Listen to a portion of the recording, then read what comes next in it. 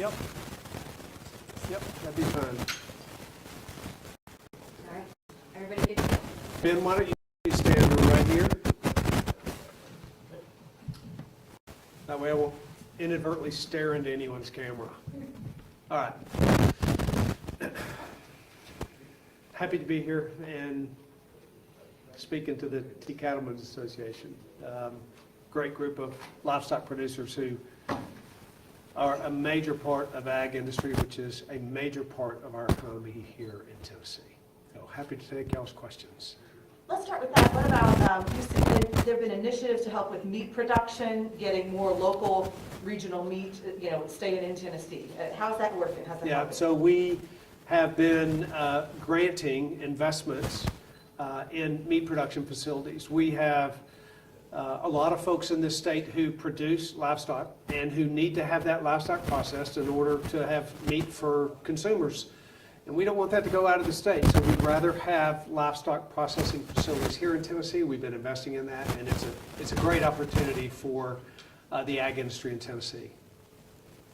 Meat prices have gone up, but cattle prices really haven't throughout the pandemic. Are you hoping that more of these processing plants might help with that?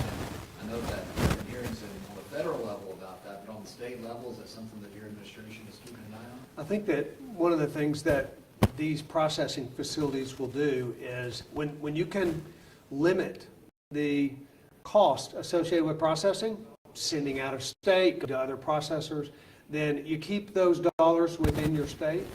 It helps with the economy for beef cattle producers in our state. That's part of what we're doing. We're certainly hopeful.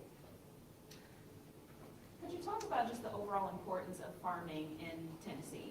Well, agriculture is the largest producer of revenue in our state. It is the #1 economic driver for Tennessee. I think people oftentimes don't realize that, but there are multiple industries that make up the economy in our state.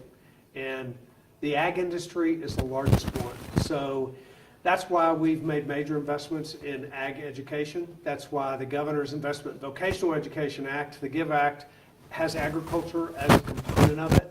As part of the reason that we have invested not only in those GIVE Act programs, but in technical colleges that have agriculture ed.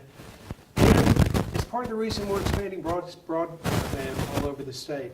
Ag has become a very technology-driven industry, and we need to make sure we have the technology out there for that industry to thrive. Governor, COVID's up in most counties in Tennessee. I need you to address that, especially with back to school, COVID rates. Should we pay people to get a shot? Are we going to wear masks again? Where are we in the state of Tennessee fighting COVID and being able to live our lives? Well, the #1 thing we need to remember is that the greatest tool we have to fight COVID-19 is the vaccination. And vaccinations are free. They are available to every Tennessean that qualifies for one. Our goal in the Department of Health and in the state of Tennessee is to provide access and to encourage people to talk to their doctor, to talk to the trusted voice in their communities, but to encourage people to get a vaccine. We've seen that they're effective, that they're the greatest tool we have, and that is our goal. And we're very encouraged with the increasing numbers. We have had slow uptake across the state, but we had 75,000 people last week. That was up from about 60,000 the week before, so we encourage people to get a vaccine. Should we offer them $100 for the vaccine? Well, I think that government's primary responsibility is to make it available. Incentives to get people to get vaccinated have not been very effective across the country. I don't think that's the role of government, but the role of government is to make it available and then to encourage folks to get a vaccine. That sounds like a no on the $100. Well, I haven't even seen the proposal on that project, but I don't think incentives are a good idea. Now, What would it take for another mask mandate or for you to order another? You know, I think that the way that you keep from restrictions, which I have no plans to impose any more restrictions, the way to keep that from happening is to have more widespread vaccination across the state. That is what we see as the antidote to this. That's what we see as the most effective tool, and that's what we're encouraging. What went into this decision of extending the executive order declaring a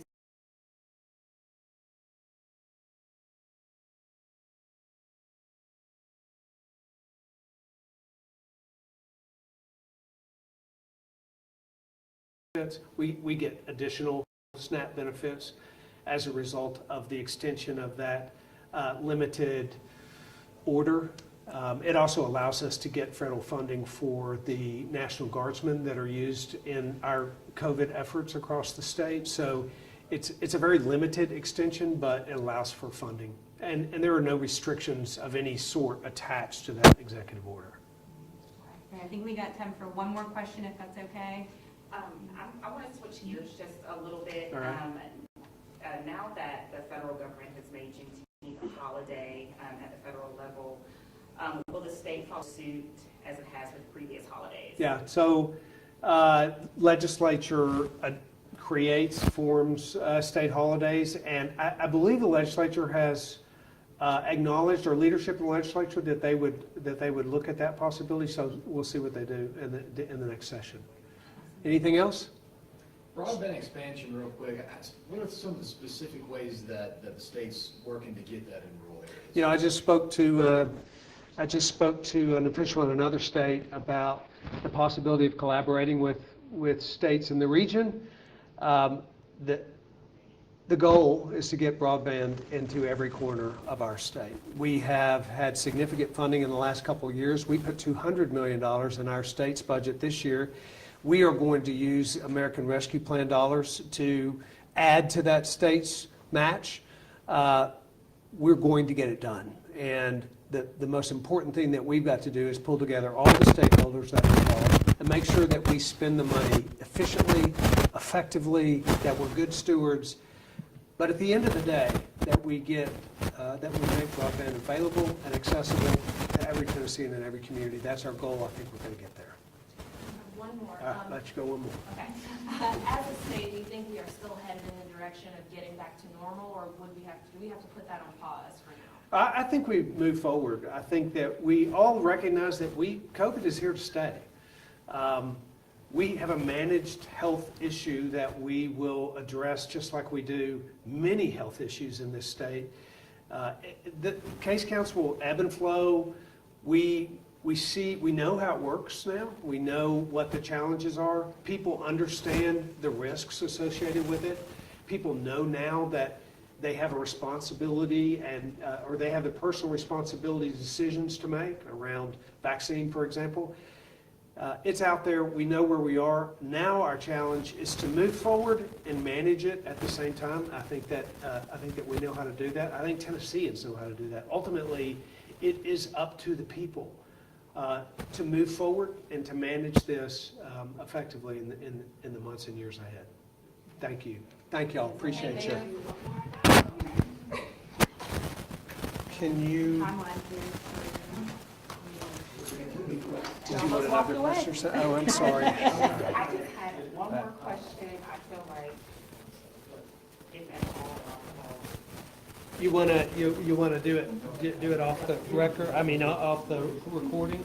I'll answer your question. Yeah, I got another flight to catch, but go ahead. Feel free to ask me. what actions are you taking with the increasing violence? Several. Yeah, so violence is a tremendous problem across this country, and gun violence in particular. It's one of the reasons that we created in our legislative pact, in our legislation this year, we strengthened the penalties associated with gun violence. Okay. So crimes that involve a gun have stiffer penalties than they had before. Okay. And we created a law enforcement task force and pulled together law enforcement, including sheriffs, chiefs of police, law enforcement officials across the state, our state troopers, to understand how we can better police, how we can lower crime, how we can interact with the communities better. So work with law enforcement, and stiffening penalties for gun-related crimes are the way that we fight crime in the state. Okay. Thank you. Thank you All right, so much. thanks, Nice y'all. meeting you. Thank you. Thank you. I took a quick